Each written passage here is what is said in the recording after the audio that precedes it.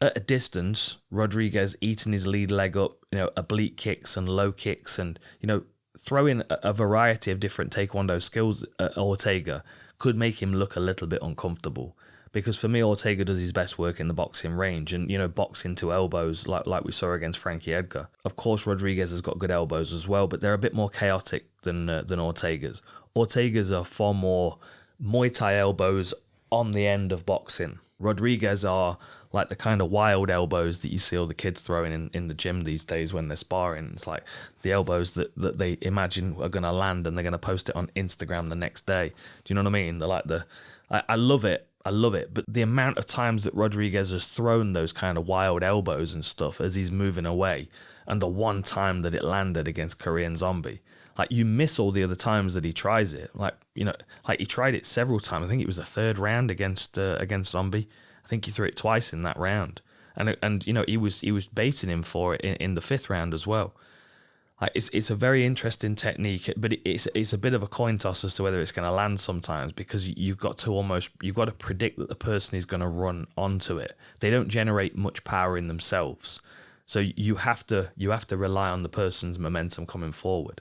If he's able to establish that outside range where he can keep teasing him on the outside and making him feel like he's not a part of the fight, then he's going to start getting Ortega to close distance, and he'll close it with boxing to elbows and into the clinch.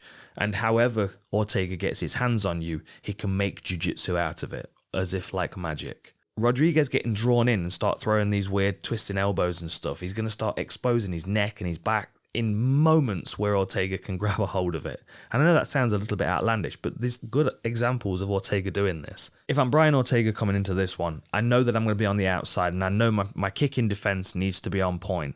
I'm going to try and get myself into a boxing range without taking too much damage. And from that boxing range, I'm going to start to hit and elbow and clinch and try and wrap Rodriguez up in any way I can. Try and drag him to the floor and try and work on his neck and his shoulders. And if I can't submit him, I'm going to control him. I'm going to try and maybe work to a crucifix position and work some ground and pound. If I can put Rodriguez in positions where he feels frustrated, then that emotion starts to come out and he starts to then do things that are reckless, which makes him more vulnerable for the submissions of Ortega.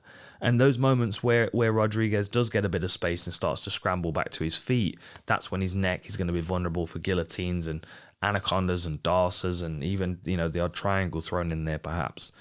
There are lots of different things that Rodriguez has got to be concerned of as soon as Brian Ortega gets hands on him. If Rodriguez is able to keep it on the outside and use that long-range kicking game, keep switching his stance and, using his lateral movement and not overworking, not being overly emotional in his work and not throwing more than he needs to, like doing enough work to do damage and win rounds, but not letting Ortega get close enough to get into a boxing range where Rodriguez then goes, yeah, let's do this instead because this is fun. Let's see who falls over first.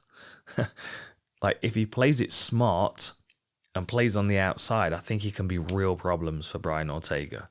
But if he gets drawn into it, Brian Ortega will catch him with something, because that's the nature of Ortega's game. He's got good enough boxing that if he can draw Rodriguez into that range, I think then the fight becomes pretty 50-50. And I think Ortega's offensive elbows and Rodriguez's defensive elbows play quite nicely into one another. But on the back end of Ortega's offensive elbows, he's also got those neck attacks. And Rodriguez does like to dip and roll his head into positions where it might be vulnerable.